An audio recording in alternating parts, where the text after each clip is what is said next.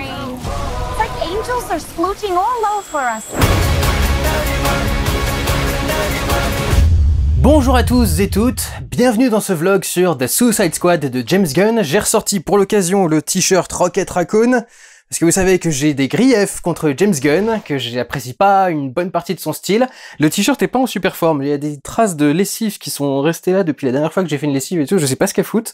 Je sais pas pourquoi, comment elles sont arrivées là, mais après tout, avoir des fringues un petit peu ridicules, ça colle bien justement avec le style de James Gunn, qui aime filmer des losers. Donc pour le coup, avoir un t-shirt un peu dégueulasse et qui est pas tout à fait en forme, voilà, ça peut coller avec le style du truc. Vous savez que j'ai des problèmes avec James Gunn, avec le style de James Gunn. J'aime pas sa façon de faire, de tout le temps filmer des losers magnifiques, comme on appelle ça. C'est-à-dire des gens qui sont beaux dans leur échec constant et dans le fait qu'ils arrivent jamais à faire quoi que ce soit, et en particulier ce qu'ils essayent d'accomplir.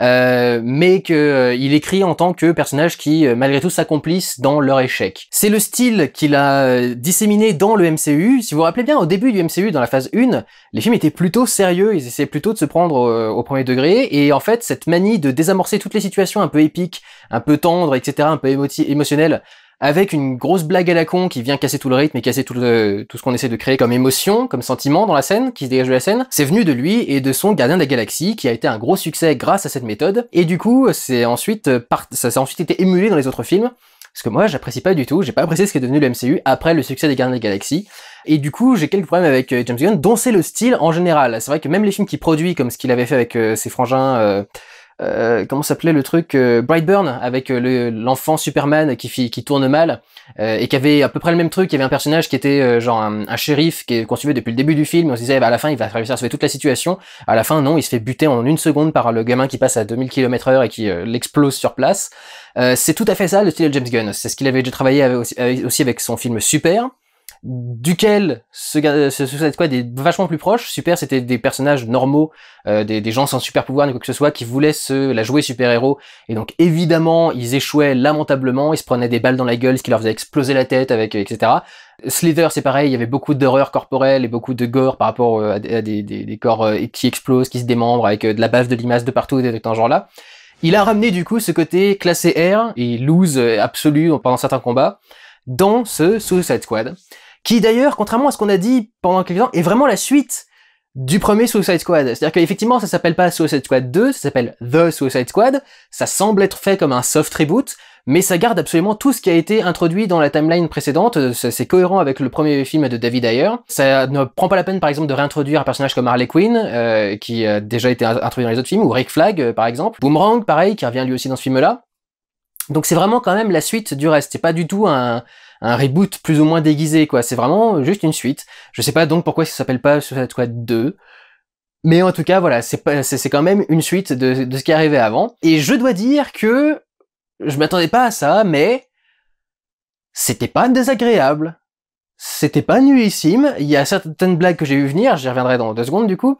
Mais il y a certaines blagues que j'ai vu venir, mais il y en a d'autres que j'ai pas trop vu venir, et globalement je trouve même que l'action est vachement impressionnante et que c'est très bien foutu, filmé de façon beaucoup plus viscérale et beaucoup plus terre à terre que les Gardiens de la Galaxie, qui ont toujours ce côté très artificiel à la Marvel, évidemment avec toutes les couleurs extrêmement pétantes et trucs dans ce genre là, mais là il y a vraiment un truc où genre quand il y a un carambolage de bagnole, t'es vraiment au cœur de la bagnole, ça fait pas truc d'image de synthèse à fond tout le temps, t'as vachement de décors qui sont réels et qui sont détruits et trucs dans ce genre là.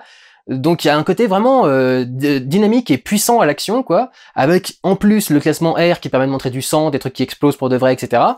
Ça aide vachement le film à avoir un petit côté sympa, et même si donc je suis pas spécialement client du style de James Gunn, et je m'attendais à avoir la plupart des choses que j'ai vues dans ce film, ce qui m'a donc pas trop surpris et pas trop diverti, quoi, malgré tout, je dois dire que je vous encouragerais à aller voir le film, parce que c'est pas mon style à moi que ça peut ne pas vous plaire, et je pense que vous, ça pourrait totalement vous plaire. Vous allez voir de l'action, vous allez voir du rythme, vous allez voir des blagues qui vont sans doute vous faire rigoler pour certains parce que vous les verrez pas venir. Moi, je les voyais venir à 200 km, mais pour beaucoup, vous les verrez pas venir. Je pense que vous pourrez passer un très très bon moment devant le film, qui en plus a un rythme qui marche plutôt bien. D'ailleurs, pour ceux qui auraient vu les bandes annonces et qui auraient peur, c'est les pires blagues qu'ils ont mis dans les bandes annonces. Il y en a certaines des bonnes aussi, mais c'est quand même les pires blagues qu'ils ont mis dans les bandes annonces. If this whole beach was completely covered in dicks, and somebody said I'd eat every dick until the beach was clean for liberty, I would say no problemo. L'histoire de ce film, c'est que Amanda Waller rassemble à nouveau une Suicide Squad, parce que elle le fait régulièrement et elle engage pas toujours les mêmes personnes, pour se rendre dans une île qui s'appelle Corto Maltese, qui est plus ou moins une version DCU de Cuba, de ce que j'en ai compris.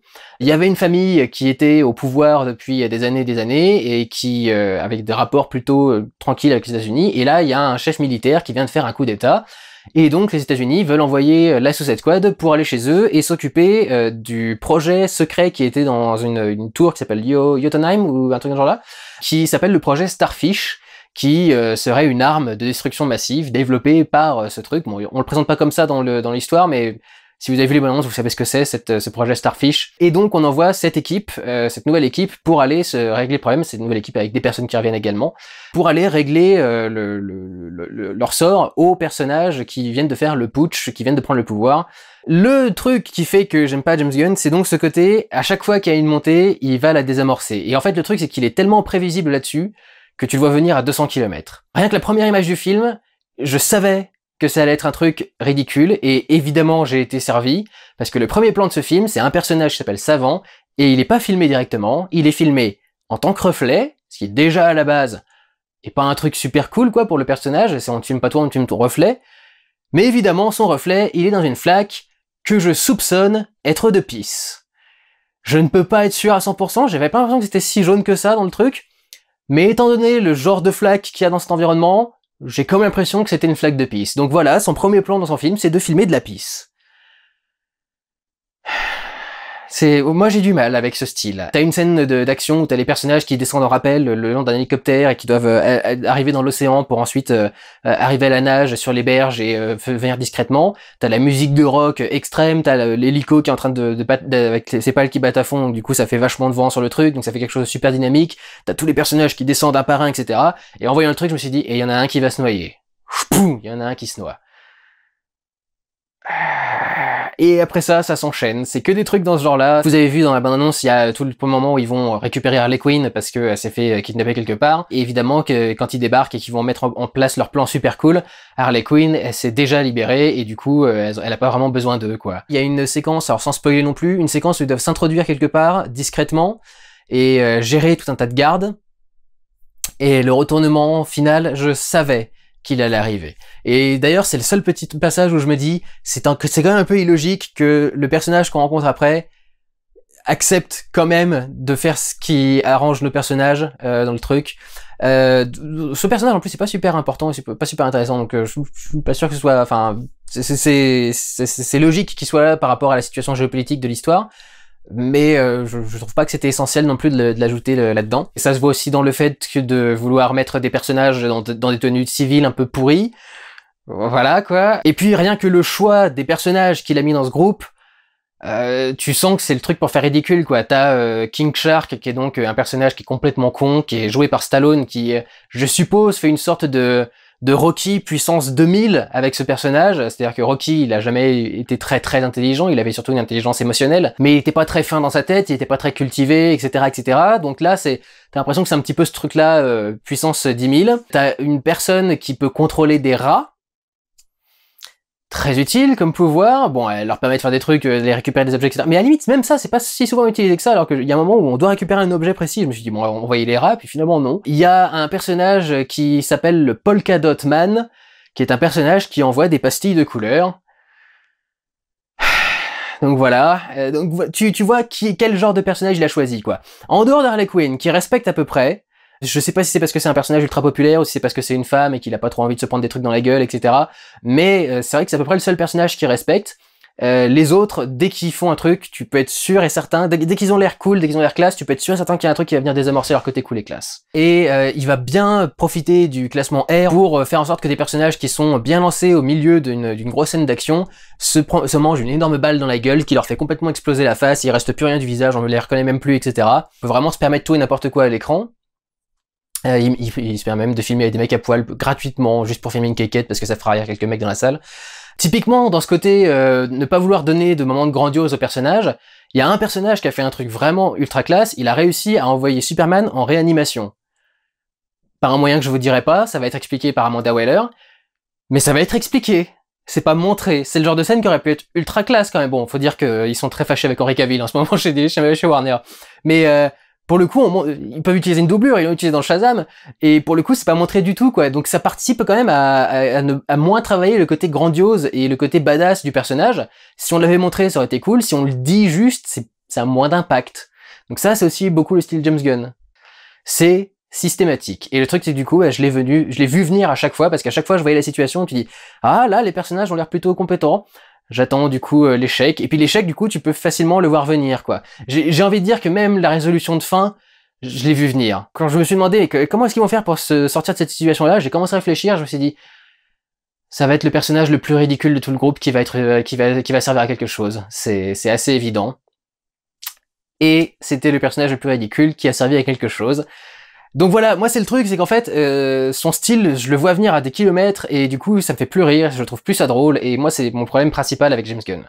C'est ce côté constamment essayer de désamorcer les trucs, et au final du coup bah tu sais quand est-ce que ça va venir, parce que tu sais à quel moment il va considérer que non, ces personnages sont trop badass, trop puissants, trop émotionnellement accomplis, etc., etc. Après, ce qui est intéressant, c'est que ça rajoute aussi une petite touche d'imprévisibilité, notamment en plus ici avec le côté gore. Il y a plein de personnages qui vont crever, généralement de façon assez imprévue. Comme ils sont tous un peu losers, tu sais que ils risquent à peu près tous de se prendre un truc sur la gueule, quoi. Excepté certains personnages sur lesquels tu te dis, oh, je sais très bien que ces personnages-là, il va rien leur arriver du film. Mais voilà, c'est vrai que ça rajoute quand même une petite touche d'imprévisibilité sur certaines scènes et sur certaines actions. Ce qui est intéressant, je trouve surtout, c'est qu'effectivement, les scènes d'action sont ultra intéressantes, sont ultra dynamiques, ça pète de partout dès qu'il y a un moment où il faut tirer sur quelque chose, par exemple. Plein de pouvoirs à utiliser simultanément, plein d'explosions, même genre une simple course-poursuite sur une route avec un carambolage ensuite et une voiture qui fait des tonneaux, etc. Il le filme avec la caméra à l'intérieur de la voiture pour montrer les personnages en train de se prendre tous les murs, etc. Et d'être balancés, c'est ce que je cherchais en B, là je faisais des donc en train de se faire balancer du coup contre les murs. Le plan large sur la camionnette qui va descendre, et puis tout le travail du mixage sonore, des bruitages, fait ressentir du coup la violence de la situation, la violence de l'action, et ça permet du coup de faire une scène qui est plutôt intéressante et plutôt grandiose. Et puis même le côté dans le climax de fin, il y a tout un tas de trucs qui sont pas mal impressionnants. Il y a des jeux par rapport à des décors qui vont être penchés parce qu'il y a toute une tour qui s'effondre, et donc il y a des décors qui vont être inclinés, qui vont se désagréger, tomber en morceaux, et qui vont s'effondrer pendant que les personnages sont dedans, et de faire tout un tas de cascades et essayer de s'en sortir, etc. Complété avec des effets spéciaux qui sont de très très bonne qualité, ce qui fait que tu les vois quasiment jamais, à très peu de choses près, tu les vois quasiment pas. Et du coup, c'est vrai que ça te sort pas de l'action, t'es toujours à fond dedans, et ça te permet du coup de profiter d'une situation qui est à la fois grandiose et souvent un petit peu comique. Encore une fois, c'est du James Gunn. Et puis la caméra a un côté très dynamique. Alors je dois avouer que je sais pas trop pourquoi, mais il y a un travail des zooms dans ce truc. Je pense qu'il essaye de reprendre un style un petit peu vieux film d'action des années 70, particulièrement les nanars. Vous savez, comme le truc avec Philippe, je sais où tu te caches, enculé, ou un truc dans ce genre-là. Je sais plus quel est ce truc, mais c'est devenu un mime. Philippe, je sais où tu te caches. Viens ici que je te bute, enculé! Ta gueule! Viens ici, sale enculé! Salaud! Mais donc ce genre de film-là s'amusait souvent à faire des zooms sur des moments un peu dramatiques et tout. Et donc il reprend un petit peu ça, mais il reprend surtout une caméra qui est très dynamique, qui est une caméra à épaule, et qui va souvent avoir des mouvements extrêmement dynamiques. Alors ça va être utile pour filmer certaines scènes d'action, mais même en règle générale, ça va permettre de faire des moments où tu suis un personnage qui est en train de tomber par terre, puis t'as la caméra qui fait un panoramique sur le personnage, qui remonte ensuite sur un autre. Entre les deux plans, il y a eu un changement de la hauteur de la caméra parce que le caméraman a dû se mettre un peu à genoux, donc ça fait quelque chose un plan qui évolue de façon extrêmement dynamique, extrêmement rythmée. Et c'est vrai que du coup ça aide énormément l'action à être intéressante et à rendre quelque chose d'assez cool. Tout le générique pareil, c'est un truc assez dynamique au niveau de la caméra, avec une caméra à épaule qui se promène au milieu de tout un tas de débris et qui va filmer les cadavres de certains personnages. Rien que dans le générique, ça donne un côté très dynamique et un côté très vivant au plan. Il va aussi se permettre beaucoup de choses créatives visuellement. On parlait des plans de caméra. Alors il y a un moment où ils sont dans une boîte de nuit et il y a le Polka Dot Man qui est en train de danser, et il y a un plan circulaire autour de lui. Je suis pas exactement sûr de savoir à quoi ça sert, mais il va essayer généralement de faire un travail plutôt esthétique des plans. Il va travailler beaucoup de lumière rouge dans plusieurs situations, notamment avec des moyens de transport souvent, un petit peu de lumière verte par-ci par-là, mais généralement plutôt un travail de la lumière rouge. Et il va travailler une séquence par exemple où les personnages vont attaquer un endroit, et alors pour excuser un petit peu le fait que l'attaque soit extrêmement frontale et qu'en principe ils auraient dû se faire flinguer dès qu'ils sortent de leur van, il fait tomber de la pluie du coup. Alors c'est ultra artificiel parce que la pluie tombe vraiment pour cette séquence-là. Après il y a plus rien, il y a même pas une flaque d'eau par terre, il y a ni quoi que ce soit. Donc tu vois que c'est vraiment juste pour se donner un style sur une scène. mais le fait de faire tomber la pluie comme ça permet de travailler la lumière pour que la lumière devienne presque complètement saturée, en se reflétant dans les gouttelettes d'eau et en même temps en prenant totalement toute la brume qui est provoquée du coup par la pluie qui tombe extrêmement drue et qui du coup fait plein de petites gouttelettes et qui finit du coup par créer une petite brume à côté. Et du coup, quand ils sortent par exemple du van, le van il a l'air d'être sur un fond totalement blanc, quoi. Ce qui permet ensuite de faire un jeu sur les personnages qui avancent ou qui sortent du coup de cette espèce de brume qui s'est installée avec la pluie, et du coup faire un plan qui fait très, pour le coup, très iconique et très super-héros tels qu'on pourrait les avoir dans des cases de BD, quoi, où on filmerait une première case toute blanche, une deuxième case avec la silhouette bien noire en aplat de noir qui commence à apparaître dans le truc, et puis troisième case on aurait les personnages qui commencent vraiment à émerger, à avoir les contours qui se dessinent et à avoir leurs couleurs qui se révèlent. Il fait un petit peu ce genre de plan là dans le film, ce qui est pour le coup plutôt cool. T'as toute une scène aussi où t'as une romance de la part de Harley Quinn, et elle est dans une volière avec des perroquets un peu partout, et il a foutu les deux personnages sur des petites planches à roulettes, et du coup ils avancent en glissant sur le sol, ce qui est le truc qui est très cliché, très con du film de romance, mais qui du coup là passe super bien dans ce moment-là. En revanche, dans l'abondance, il y a toute une scène avec Harley Quinn et avec plein de fleurs qui pètent derrière elle, et pendant tout le truc je me suis dit comment est-ce qu'il va justifier ça exactement dans le film? Est-ce qu'il va en faire une séquence où il y a plein de personnages qui sont en train de faire tout un tas de trucs, et du coup comme ils sont à fond dans ce qu'ils sont en train de faire, ils ont tout un tas d'illustrations qui les accompagnent, etc. Non, c'est juste complètement gratuit. C'est un peu comme la pluie qui est en train de tomber du coup sur la séquence de fin, c'est juste gratuit. J'avais envie de faire une séquence avec des fleurs qui explosent derrière Harley Quinn. Tu sais pas pourquoi des fleurs, ça la représente pas spécialement, etc. Aucun autre personnage n'aura ce genre de traitement dans le reste de l'histoire, même pas le mec en polka dot qui quand même a un pouvoir qui envoie des pastilles de couleurs partout, donc tu pourrais quand même faire une séquence où il y a des pastilles qui lui sortent du cul presque. Et non, il a jamais fait une séquence comme ça. D'un seul coup, t'as Harley Quinn qui est en train de faire son truc, et là, t'as plein de fleurs qui pètent derrière elle. C'est inclus dans une grosse séquence d'action qui est plutôt cool. Il y a un travail de la couleur notamment qui est vachement sympa parce qu'elle a une robe qui est très rouge et l'environnement lui est très bleu, donc du coup il y a un contraste extrêmement fort entre sa robe et le reste du truc. Il y a tout un moment où elle tire partout autour d'elle dans une salle qui est circulaire, et du coup il y a un mélange de travelling rotatif qui tourne autour d'elle, de panoramiques qui sont à sa position à elle et qui tournent un peu sur toutes les entrées où il y a les soldats qui arrivent et qui peuvent sur lesquels elle va tirer. Du coup il y a un mélange des deux comme ça qui rend extrêmement rythmé et extrêmement bien. Et au moment où les fleurs lui sortent du cul, on peut pas dire ça autrement, il y a toute une séquence qui reprend un petit peu le côté old boy avec un petit plan séquence, hein, c'est pas vraiment du gros plan séquence, mais un petit plan séquence qui avance tranquillement et où tu la vois en train d'enchaîner tous les gardes. Donc une séquence qui est très jolie pour le coup et qui est vraiment sympa, et il y a quelques petits moments de bravoure visuelle comme ça qui sont assez cool dans le film et qui font que même moi qui suis pas à fond dans le délire, au final, j'ai quand même un certain respect pour certains des plans qui ont été tournés du coup dans le film. Quelques plans larges aussi qui sont sympas. Et alors le truc que j'ai mis beaucoup de temps à saisir dans le film, c'est que en fait il met tout un tas de synthés. Vraiment au début c'est du synthé quoi, c'est genre 3 jours plus tôt ou retour à aujourd'hui, un truc dans ce genre là. Ce qui est vraiment, c'est des indications de temps, quoi. Tu donnes ça comme ça, en principe, dans un film, tu mets un petit écran. Un synthé, c'est quand on marque un texte quelconque, genre, vous savez, quand il y a les gros titres des villes qui apparaissent au-dessus des films des frères Rousseau dans les Marvel, c'est genre Space, avec quand tu retrouves les Gardiens de la Galaxie, justement, quelque part, pour rester dans le thème, t'as un plan sur l'espace et c'est marqué l'espace, du coup, en gros, voilà, ça c'est un synthé, c'est les textes, les grosses lettres qui apparaissent, qui généralement sont plus petites, genre quand laboratoire de recherche de machin dans un James Bond. Et du coup, au début, je pensais que c'était ça, je pensais que c'était juste des synthés. Et en fait, petit à petit, j'ai fini par comprendre quand on est arrivé dans le film et qu'il continuait à en mettre encore plein partout. En fait, non, c'est des noms de chapitres, en fait, plus ou moins. Mais en fait, c'est ça que je trouve mal foutu, c'est que au début, c'est vraiment des indications de lieu, de temps. Et ensuite, ça devient des noms de chapitres. Et du coup, tu t'arrives pas à comprendre quelle est la règle, en fait, au début. Tu vois des textes qui apparaissent par-ci par-là et tu sais jamais trop pourquoi. Jusqu'à ce que tu finisses par comprendre, ah d'accord, c'est des chapitres. Au début, du coup, j'étais un petit peu fâché contre le truc parce que je comprenais pas pourquoi c'était là, en fait. Il y a un moment où il y a un personnage qui parle, et la fin de sa phrase est écrite dans le sol, quoi. Et donc tu fais, c'est quoi ce délire? Pourquoi est-ce que le mec pouvait pas finir sa phrase? Pourquoi est-ce qu'il a fallu l'écrire dans le sol, etc. Et en fait, c'est parce que, avec du recul, je me souviens plus ce qu'était la phrase exactement, mais la phrase fait un nom de chapitre, quoi. Il y a quelques trucs comme ça qui sont parfois un petit peu étranges dans sa mise en scène.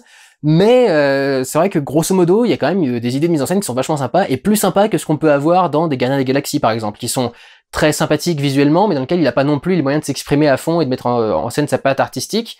Là pour le coup, il en avait un peu plus les moyens, parce qu'il était pas chez Disney, et il était pas chez Marvel, donc il pouvait faire un truc un peu plus créatif, bien que Marvel commence à faire de gros efforts niveau créatif, mais dans les films ça a longtemps pas été trop le cas, quoi. Donc là vraiment tu sens qu'il a eu la possibilité de s'exprimer, et peut-être qu'à un moment tu te dis, peut-être que tu t'es un peu trop exprimé et t'aurais peut-être dû y aller mollo sur certains trucs. Mais grosso modo, ça rend quand même plutôt pas mal. Il y en a un qui est particulièrement sympa, il y a une fausse perspective sur tout un tas de détails dans le décor qui font le nom du nouveau chapitre, qui est le nom d'une de leurs cibles. Et donc c'est vrai que ça, c'est pour le coup, c'est quelque chose qui est plutôt intéressant. Mais voilà, au niveau des délires, il y en a qui sont plus utiles que d'autres. Il y a tout un truc avec un aquarium, par exemple, j'ai pas compris à quoi ça servait, pourquoi c'était là d'un seul coup. Peut-être que c'est un setup par rapport à ce qu'ils vont utiliser pour se battre contre le méchant de fin. Mais j'ai pas compris à quoi ça servait de mettre ce truc-là d'un seul coup dans l'histoire, et c'était spécialement pour King Shark, du coup. En revanche, par exemple, il y a tout un running gag pendant tout le truc par rapport au Polka Dot Man et sa mère, et il y a un très bon payoff sur la fin.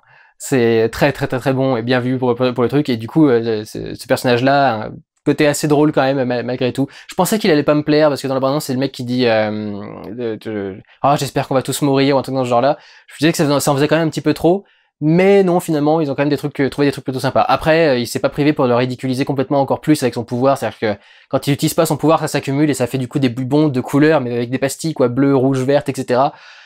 C'est encore une fois on sait pourquoi il a choisi ce personnage-là quoi. Il y a aussi une petite audace de réalisation, à un moment où il y a un combat entre deux personnages qui sont le Peacemaker, je crois, et un autre personnage, ils sont en train de se battre, et en fait Peacekeeper a perdu son casque, et tout le combat est filmé dans le reflet du casque.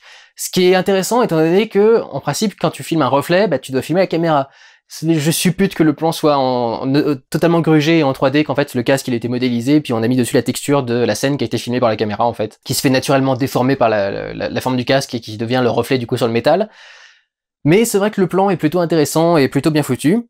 Il y a un autre plan qui est très joli comme ça en termes de mise en scène, où il y a un personnage qui est dans leur van et il va raconter tout le flashback et tout le passé de ce personnage à travers les reflets de la vitre. Au début, elle est simplement à côté, adossée à la vitre, et le décor va changer derrière. Ça va passer de Corto Maltese, je crois que c'est ça, et ça va arriver du coup à la ville où a grandi le personnage au début. Et ensuite, dans la fenêtre elle-même, on va avoir du coup les scènes qui seront en train de se dérouler, qui seront filmées comme si elles étaient les reflets sur la vitre. Mais du coup, en fait, c'est un surcadrage et c'est une scène dans une scène, avec le personnage qui est en train de raconter son passé et la scène qui est illustrée du coup à la fenêtre. Pour le coup, ça, j'ai trouvé que c'était vachement créatif et vachement intéressant et très sympa en termes de narration visuelle, même si c'est pas que de la narration visuelle parce que y a un personnage qui est en train de parler au-dessus. Mais je trouvais que c'était plutôt original et intéressant. Et d'ailleurs, si je ne m'abuse, le père de ce personnage qu'on voit dans ce flashback, il me semble que c'est Taika Waititi, qui devait du coup avoir lui aussi envie de prendre une petite pause de Disney, qui devait les faire chier. Du coup, il est venu jouer un personnage dans ce truc-là. C'est possible qu'ils s'entendent bien parce qu'ils sont tous les deux assez barrés dans leur délire de James Gunn et Waititi. Donc c'est pas impossible qu'ils se soient bien entendus et qu'ils aient envie de bosser ensemble. Donc ouais, au final, je trouve que c'est plutôt intéressant. Je noterai, encore une fois, manifestement les traducteurs, ils ont pas pris de vacances. J'ai été voir Jungle Cruise aussi, j'aurais aussi un passage par rapport aux traductions dans Jungle Cruise. Mais il y a encore ici des traductions qui n'ont aucun sens. Il y a un moment où un personnage dit que des gens ont été distracted, en version originale. C'est quand même, c'est pas un faux ami, quoi. Tu peux le traduire littéralement par ils ont été distraits. Non, on a traduit ça par ils ont été déconcentrés. T'as envie de dire, c'est pourquoi? Juste, pourquoi? Le mot était là. Il y avait juste à le mettre en français. Pourquoi est-ce que vous avez mis déconcentré? Qui colle, hein, ça marche comme mot, ne me déconcentre pas, etc. Enfin, ça existe, déconcentré. Mais distrait, c'est quand même un synonyme parfait, quoi. Et c'est le mot de base, donc pourquoi l'avoir fait? Je comprends pas. Mais c'est toujours mieux que gâcher des blagues. Par exemple, il y a tout un truc par rapport à Peacemaker qui s'habille avec un slip kangourou, comme ça qu'il appelle dans le truc. Donc le slip kangourou, c'est le slip blanc, quoi, de base, assez moulant pour le coup, un peu moule burn. Il y a un personnage qui du coup se fout de sa gueule avec son truc en disant pourquoi tu portes ce qu'ils appellent en anglais tighty whities, donc moulant et blanc, c'est littéralement ce que ça veut dire. Ce que tu pourrais traduire tout simplement en français par ton slip blanc, mais qu'ils ont traduit par slip kangourou. C'est un peu, c'est pas un mal en soi de traduire slip blanc par slip kangourou. Sauf quand juste après, t'as un personnage qui répond c'est raciste. Parce que du coup, toute l'idée, c'est de jouer sur le mot blanc qui est dans le truc, quoi. Un slip blanc, quand tu dis c'est raciste, tu peux te dire, ah d'accord, il dit ça par rapport au blanc. Par rapport au mot kangourou, c'est plus compliqué de comprendre la blague quand même. N'est-ce pas, traducteur, traductrice, je ne sais pas qui a fait ce travail de sagouin, là, mais c'est assez dingue. Je comprends pas qu'on puisse faire des erreurs de traduction pareilles. Bon, après, j'en ai pas noté 36 000 autres, mais honnêtement, j'ai fini par arrêter de regarder les sous-titres. C'est aussi le truc, j'aime bien voir les films sans sous-titres, parce que c'est vrai que ça peut un peu te déconcentrer par moment, c'est-à-dire quand tu comprends déjà le truc, rajouter le texte en dessous, c'est un peu compliqué, quoi. Mais après, voir un film avec des sous-titres, c'est pas un problème pour suivre. Si tu peux suivre sans les sous-titres, ça te déconcentre, quoi. Donc il a fallu que je fasse mon petit travail dans ma tête pour me distraire, enfin, pour ne plus voir les sous-titres, pour me déconcentrer des sous-titres, comme diraient les traducteurs, et du coup, pour filmer le reste de l'image. Mais c'est vrai que du coup, après, j'ai arrêté de regarder les traductions, parce que je me suis dit, ça a l'air de pas tout à fait coller quand même à ce qui est dit la plupart du temps. Mais c'est vrai que, au final, malgré certains petits défauts qui sont à mon sens inhérents au personnage de James Gunn, eh ben j'ai quand même passé plutôt un bon moment devant ce The Suicide Squad. Je rechignerais pas trop à le revoir, contrairement à Gardiens de la Galaxie que j'ai jamais envie de revoir. Si je peux en passer, tant mieux. The Suicide Squad, si je peux le revoir, après tout, pourquoi pas, quoi. Je pourrais sauter sur l'occasion. Donc voilà, c'est vrai que c'était plutôt intéressant et que je vous encouragerais assez chaleureusement à aller voir le film.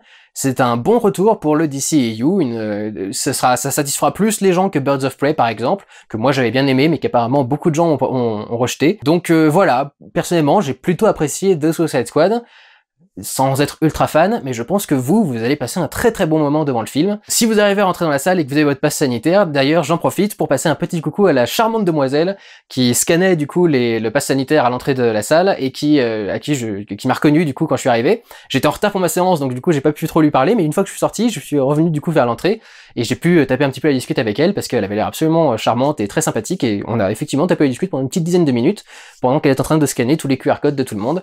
Donc voilà, j'espère que vous êtes équipés pour retourner en salle en ce moment. Et si vous en avez les moyens, Suicide Squad, c'est un bon investissement, quelque chose dans lequel vous pouvez investir une soirée entre amis, et je pense que vous sortirez tous plutôt satisfaits de la séance. Donc voilà, et je m'y attendais pas, hein, parce que vraiment James Gunn et moi, c'est rare quand ça colle. Ça peut coller par moment, hein, super, j'ai pas totalement détesté, mais c'est vrai que c'est rare que ça colle, et là pour le coup, ça a plutôt collé.